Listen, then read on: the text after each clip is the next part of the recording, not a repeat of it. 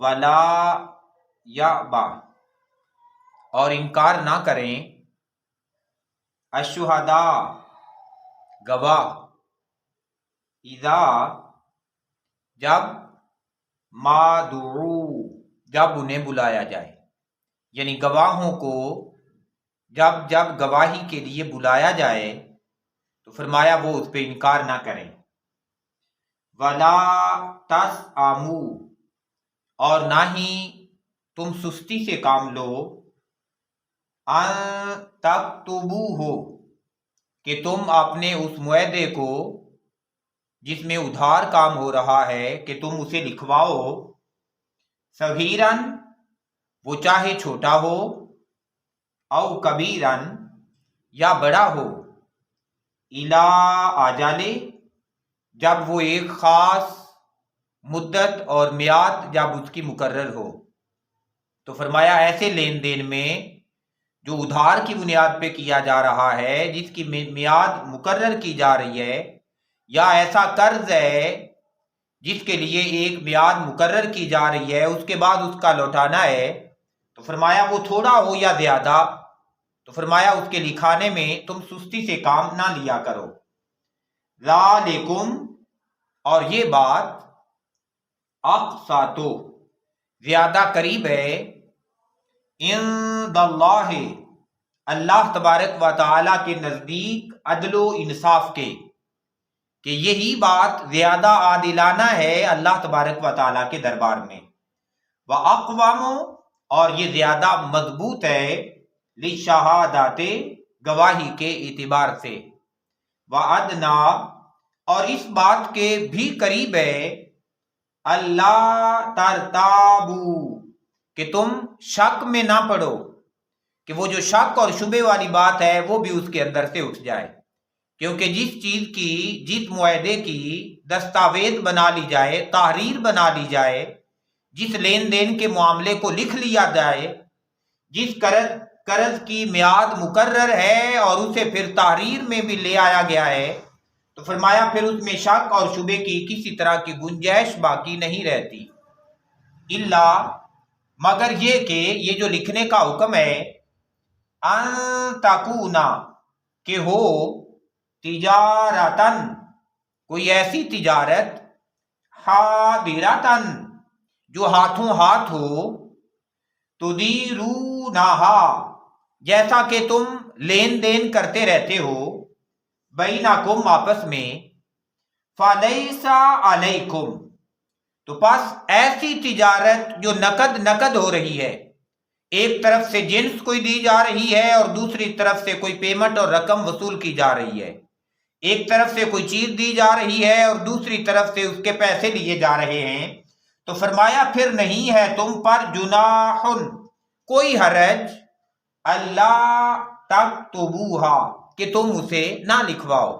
کیونکہ ایک طرف آپ نے ایک چیز دے دی ہے اور آپ نے اس کے بدلے میں اپنی پیمنٹ پوری واپس لے لی ہے،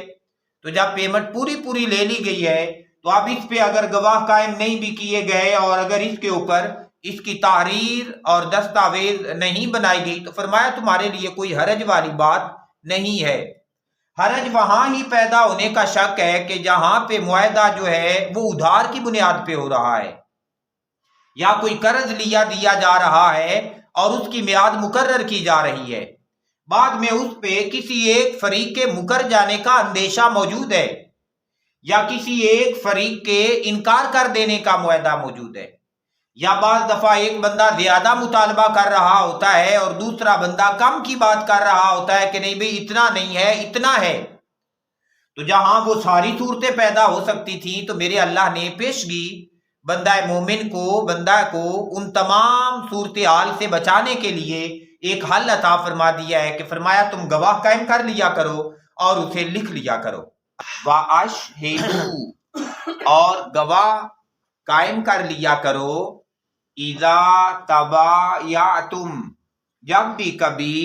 تم ایسا لین دین کرنے لگو، ادھار کے معاملات جب بھی ہونے لگیں، ایسی بے ایسا لین دین ایسی خرید و فروخت جب بھی ہونے لگے، یا ادھار کا معاملہ قرض کا معاملہ جب بھی ہونے لگے، تو فرمایا پھر چاہیے یہی کہ تم اس کے اوپر گواہیاں قائم کر لو، اور جب گواہیاں قائم کر لی جائیں، گواہ بنا لیے جائیں، فرمایا وَلَا يُضَارَ، پھر نقصان بھی نہ پہنچایا جائے، تکلیف نہ دی جائے، کاتبن، کاتب کو بھی،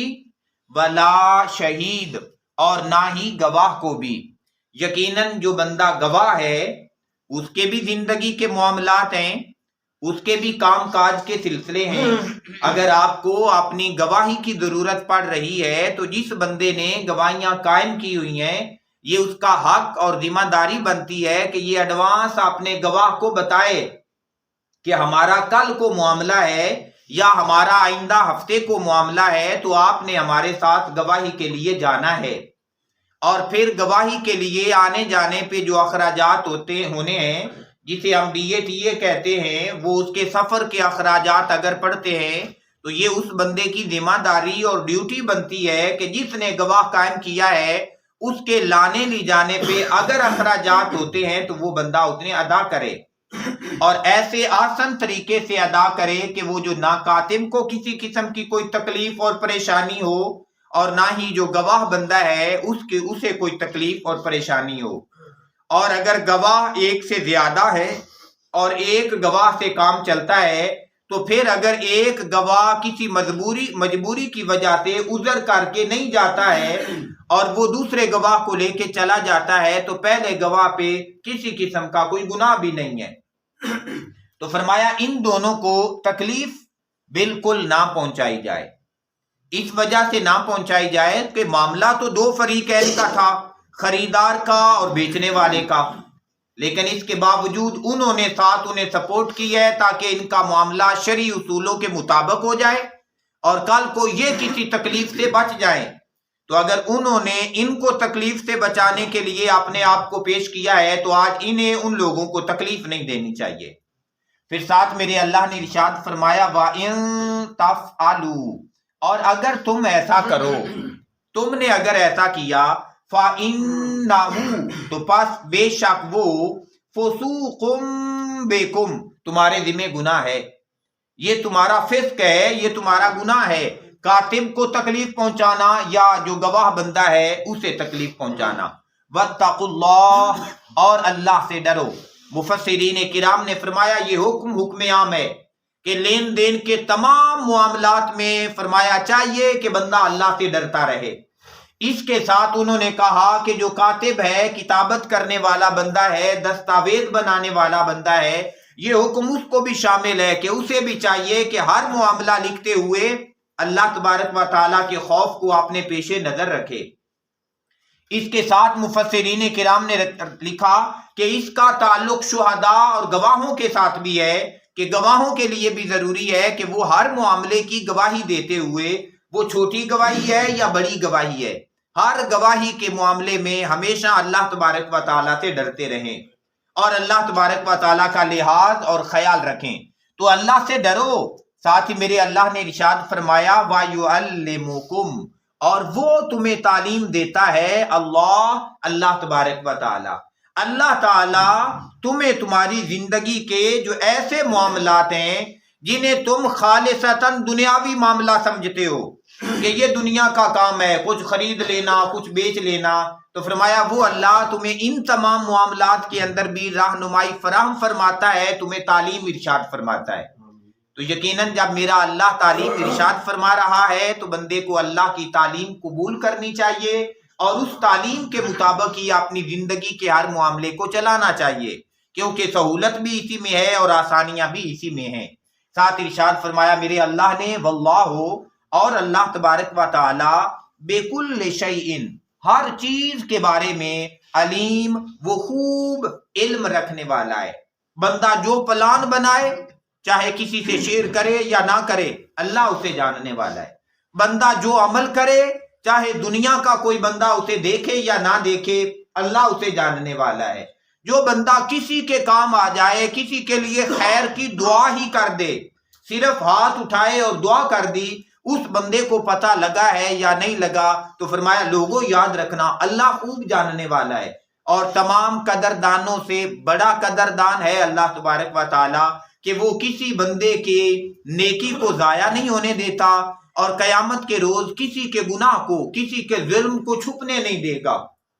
ہر بندے کی نیکی بھی حاضر ہو جائے گی، ہر بندے کا ظلم اور زیادتی جو ہے وہ بلا کے سامنے کھڑا کر دیا جائے گا۔ اللہ تبارک و تعالیٰ سے دعا ہے کہ میرا اللہ ہمیں زندگی کے تمام معاملات اپنی دی ہوئی تعلیم کے مطابق بسر کرنے کی توفیق نصیب فرمائے۔ یہ جو مہینہ شروع ہو گیا ہے